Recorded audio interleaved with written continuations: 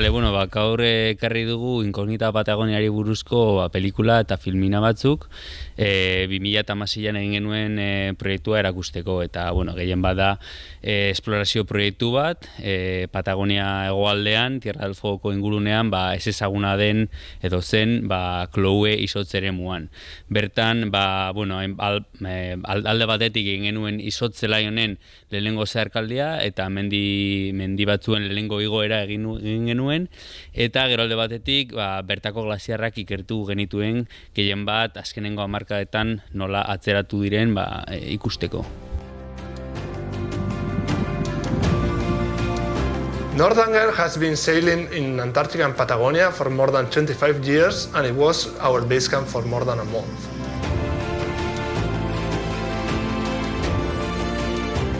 That's the plan. Just wait for this window. Maybe it's only this little bit right here, right? Aldera ona.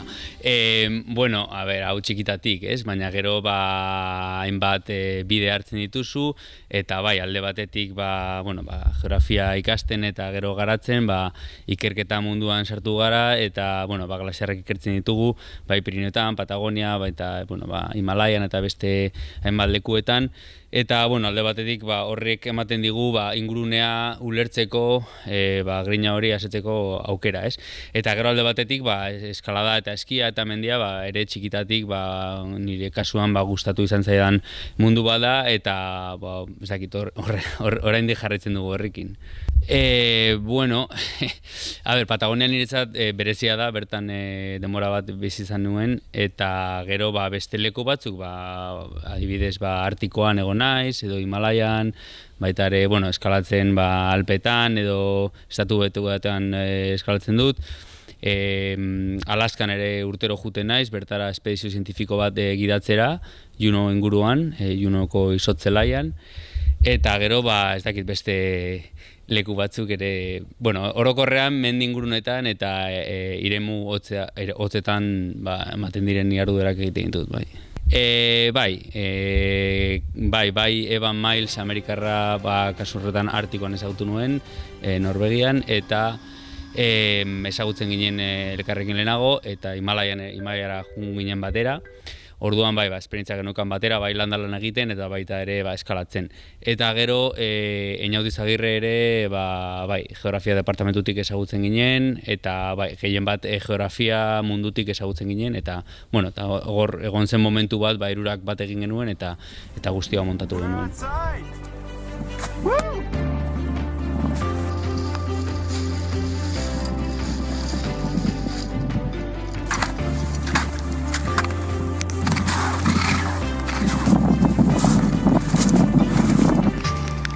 Never trust the forecast in Patagonia.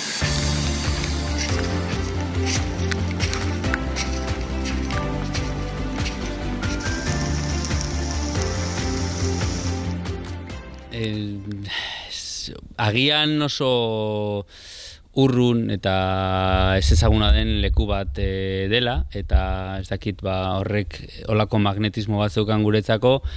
Eta, igual berezitasuna da, zerotik hasi zen ideia bat izan zela, hau da, ideia bat izan genuela, eta guztia montatu genuela urterterdian, eta orduan, zerotik hasita, zerbait sortu dezakezula ikusteko proiektu polita izan da, Eta gero bertan, paisaiak eta oso isolamenduaren sentsazioa, eta, ez dakit, ikusi beharko duzue pelikula, iruditzen zaizue, baina, oso leku bitxea da guretzako. Having completed the work in the West, we brought Northanger closer to them. Looking at the weather, we were concerned about this situation.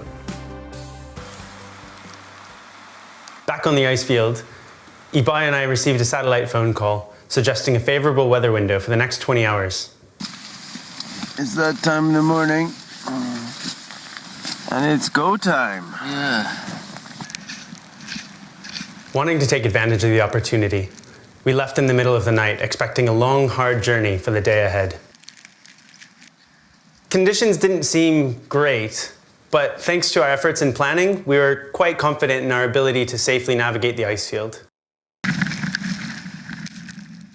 Bueno, gutxi gora bera, bai, egon ziren espedizio batzuk 19. mendean, eta gero tipo batzuk, klaro, hamarkadan, zerbait, eta gero, bueno, bertako indiarrak horri biltzen ziren, eta arrantzale batzuk, baina orokorrean jende gutxi jundako leku bat da, gehien bat bertara hiltzeko nabigatu behar duzulako, ez? Pentsatu Tierra del Fuegoko eremu hauek fiordos eta irlez osatuta daudela, batzuk izotzez estalita daude, eta lekua oso izetsua da, oso leku isolatua da, eta orduan bertara heltzeko zailtasunak egoten dira, eta hori da pizkat ere leku horren berezitasuna, ez?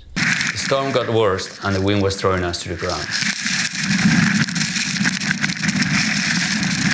We skied in the dark, fighting crevasses, unable to stop or camp, and fighting these over 120 kilometers per hour winds. We felt very small, far from the world, with no rescue chances, fighting this crazy storm.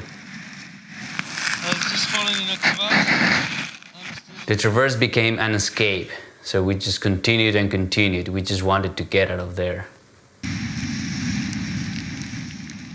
Bai, Joste irla bat da, eta Joste irla horren barruan hainbat fiordo eta penintxula batzuk daude, eta horietako, mendebaldeko eremuan edo Kloue izotzelaia dago, eta gure ikerketak gehien bat inguru horretan zentratu dira. Bai. Logistikoki Northanger belauntziarekin jungara, orduan itxasontzi kontuarekin Northangerrekin egin dugu, navigazioaren logistika, eta gero gure kabuz ibile gara hor, ez dago inor, eta guk hartu ditugu erabakiak, eta pentsatu dugu pizkat nola egin gauzak, eta gure kabuz egin dugu. Gutxi gora bera, espedizio guztia ia bat eta erdi izan zen, eta nabigatzen eta jardurak egiten, 5 aste edo lan. Hori izan zen momentu bat 2014aren amaieran, gainera Javier Baraiazarrak abisatu ginduen National Geographiceko Rebecca Martin etorriko zela, beraien esplorazio programak aurkeztera, eta justo momentu horretan, Einaut eta Bio pentsatu genuen, eta Ebanekin batera, aurkeztu genezakela proiektu bat, eta prestatu genuen, lehengo ideia olako borrador bat, eta hor hasi zen pizkat proiektuaren hasia, ez? Eta, momentu horretan hasi zen, eta, apustu egin genuen, National Geographiceko finantzazioa eskatzeko, eta, azkenean lortu genuen, ez? Einauten bidez eskatu genuen Young Explorers beka bat, eta, eman ziguten, eta posik, galdera hona da, ez da erreza beti dana filmatzea, ez? Askotan esfortzu bat egin behar duzu, ez bakarrik, bertan ikerketa egiten egoteko, edo esplorazioa edo eskalatzen egoteko, baina gero ere kamera ere izateko, ez? Orduan, batzutan filmatu izan dugu, eta beste batzutan ez. Baina, saiatzen gara orokorrean, pizka gauzak filmatzen, eta gero eta gehiago ikasten duzu, nola gauzak hobetu, ez? Dena gu grabatu dugu, eta gero, gainera bueltatzen zara, eta dituzu 7 giga, eta zerbait egin behar duzu horrekin, kriston pereza ematen du, baina, azkenean ipini eginen, eta Zirriborro produktuarekin batera, pelikula montatu genuen, oin dela ja urte eta erdi dolan. Pozik gaude, azkenean helburu garrantzitsuenak bete genituen, orduan hori Patagonian ez da gauza erreza, askotan eguraldia eta baldintzak asko baldintzatzen zaitu, eta batzutan jun zaitezke Patagoniara 2 hilabete eta ezer ez egin. Eguraldia oso txarra izan daitekelako, niri hori gertatu egin zait. Ezer ez egin 2 hilabetetan. Orduan, alde horretatik oso pozik gaude. Gero, egon ziren momentu sorpresak, eta eguraldia oso aldakorra da, eta plan bat egiten duzu, eta gero amoldatu behar zara egoeratara, ez? Baina, orokorrean, oso pozik gaude lortu genuenarekin, eta gauzak ondo jontziren,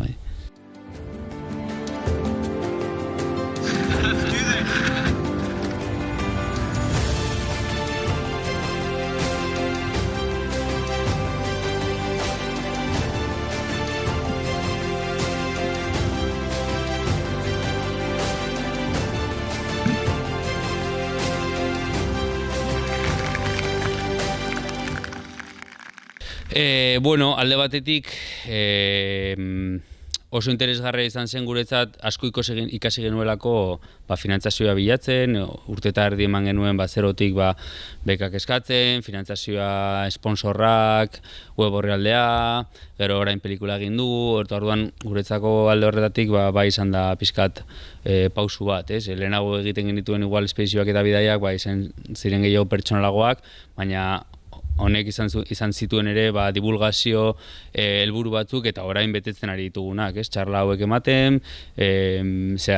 pelikula mendi filmetara eramaten, orduan alde horretatik asko ikasi dugu, eta buelta bat eman diogu espedizioak nola antolatzen ditugun puntu horretara, ez? Eta gero, pertsonalki oso bidai polita esain zen eta gogorra ere batzutan, baina oso posikatera ginen hortatik eta ematen dizkizu ere indarrak beste gauza batzuk prestatzeko, ez? Gustatuko litzaiguke inguru horretara bueltatzea, ez justu Klobo Izotz Zelaia, baina pizkatu iparralderago dagoen hurbil, baina iparralderago dagoen Darwin mendikatera, bertan daudelako eskalatu gabe dauden mendi batzuk, eta baita ere glasiar prozesu oso interesgarri batzuk, laku erraldoi batzuk ari dira sortzen, glasiarren atzerapena nahiko bortitza da inguru horretan eta gutxi ikertuta dago, gutxi gora bera, eta orduan bi aldetatik nahiko potentziala handia daukan zonaldea da, eta orain gaurde puskat honekin amaitzen eta finantzazioa bilatzen beste espedizio berri bat montatzeko bertan.